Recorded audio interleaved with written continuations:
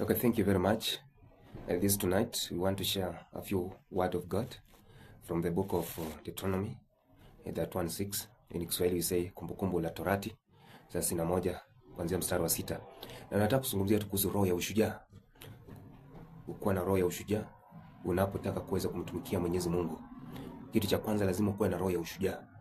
Uwe strong enough, because you should remember that for any journey that you are going to undertake, there is some of challenges that we might be facing, and that's why you need God to strengthen you. You need God to guide you. You need God to be in your favor, because for any way that you are going to preach the gospel of the Lord, you remember that there will be trials, tribulation that will be there, to make sure that some waweze kunyamazisha taa ambayo iko ndani ya moyo wako, ambayo Mungu ameweka ndani ya maisha yako. Ndio maana leo nataka kuzungumzia kuhusu kuwa hodari katika safari ambayo Mungu ameweza kukuchagua kuweza kumfanyia kazi. Na hapo naweza kusoma tunaposoma katika ule mstari wake wa 6.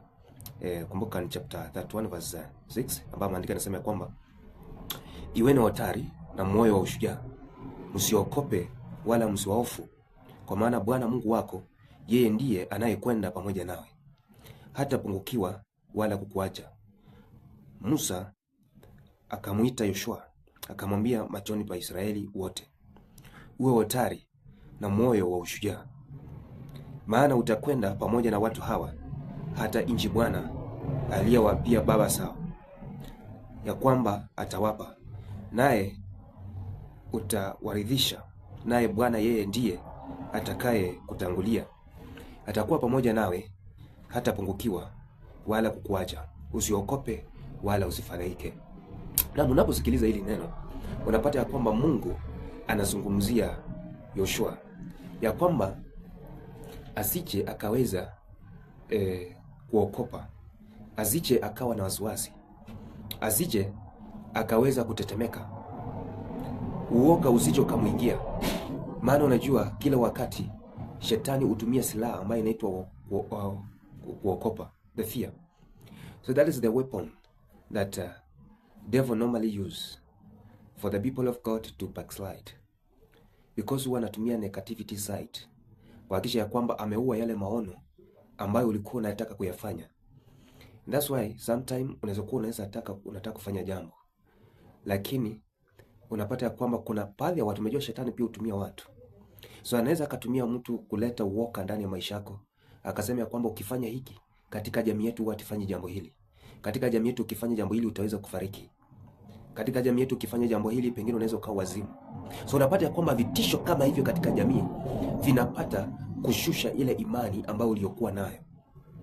Lakini siku ya leo nataka kutia moyo mpendwa ya kwamba usicho ukokopa katika mila na desturi za jamii, because wakati usipotoka na kwenda kuangaza, because unaposoma Isaya 60 ukianza mstari wake wa kwanza, when the Bible say rise and shine, kwa sababu mwanga umekujia. So wakati mwanga umekukujia, hapo ndipo wakati inafaa uzimame na kuondoka kwenda kuangazia, because kumbuka ni wewe ndio umesimama kwenye pengo katika jamii yenu. Lakini ujue ya kwamba kwa sababu wewe ni mwanga ambao umeweza kusimama, basi ujue kuna vita vikali ambavyo utaweza kumbana navyo. Kuna milima na maponde utakayoyapitia, lakini inafaa ukue hodari. Na ndiposa nataka nikuambia wewe mpendwa, hilo lisije likakutia waziwazi, lisije likakupa mashaka, kwa sababu Bwana anatutia moyo ya kwamba tuweze kuwa hodari na kuwa jasiri, kwa sababu hatutakuwa peke yetu, kwa sababu ataweza kuwa na sisi. Na anasema ya kwamba hataweza kupungukiwa kwetu, ataweza kuwa katika maisha yetu, ataweza kukuelekeza katika njia zile ambazo utakazozipitia. Kwa hivyo usije ukaokopa, kwa sababu hawa wanasema namna hii, simama kwa msimamo na uweze kuangaza. Maana wewe unaweza kuwa ndiye mwanga katika hiyo jamii. Unaweza kuwa ni wewe ndio unataka kuleta tumaini katika hiyo jamii. Unaweza kuwa ni wewe ndio unataka kuleta faraja katika hiyo jamii.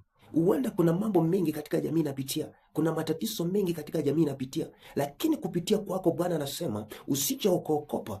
Kuwa hodari ni kuwa jasiri, ni ukaondoke ukaenda ukangaze katika jamii yako na utoe ushuhuda kwa yale Mungu ameweza kukutendea. Kupitia kwako huenda kijiji kikapatilika, kupitia kwako huenda jamii ikapatilika, kupitia kwako huenda watu wakaweza kuokolewa. Basi usije ukanyamaza, maana usije ukalionea haya neno la Mungu. Wewe simama ni ukaondoke, usitoe excuse. Wacha kusema ya kwamba unaokopa. Mungu yuko hapa ndako kukutetea. Mungu yuko anataka kukupikania. Kwa hivyo simama wewe mpendwa, simama wewe dada, simama wewe ndugu yangu, ukamtumikie Bwana, ukasimame kwa neno la Mungu, maana anasema ni nuru ya ulimwengu. Yeye anasema ndiye nuru, na atakayemfuata hatakuwa katika giza kamwe.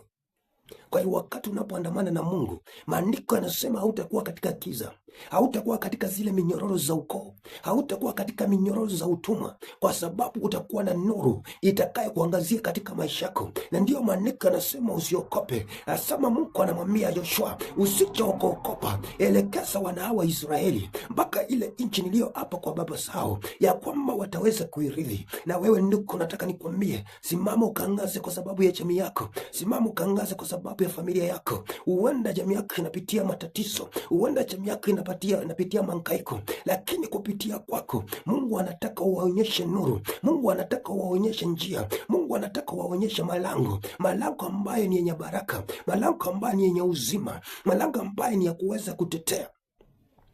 Kwa hivyo mpendwa, nataka nikwambie kwamba mahali ulipo usije ukaokopa jambo lolote wakati uko na Mungu, maana the coward will never come the kingdom of God.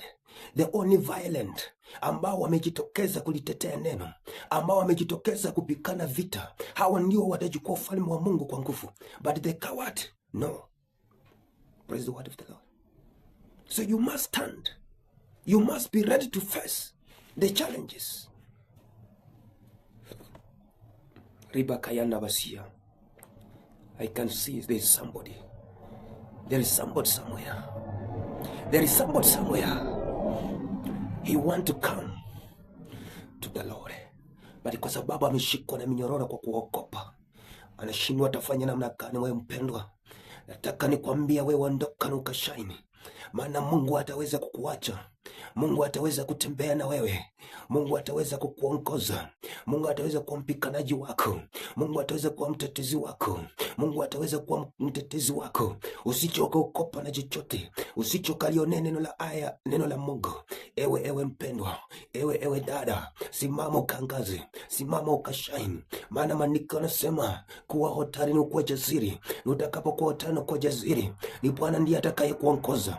Ni Bwana ndiye atakaye kusaidia. Ni Bwana ndiye atakaye kupikania. Ni Bwana ndiye atakaye kukuhifadhi. Wewe usijali, maana Mungu akiwa mbele zako, maana Mungu akikutangulia, hakuna lolote takalosimama kinyume na wewe, kwa sababu ni Mungu ndiye anapikana vita zako, sio wewe unayepikana. Basi simama mpendwa, ukaweze kuangaza. Ribakayana ribashira rakayanta. The mighty name of Jesus. You are the King, you are the Savior. Hakuna aliye kama wewe. Baba, ninakutumikia kwa sababu ninajua wewe ni Mungu, wewe ni mfalme. Asante Bwana kwa sababu ya neno lako. Uhimidiwe mfalme.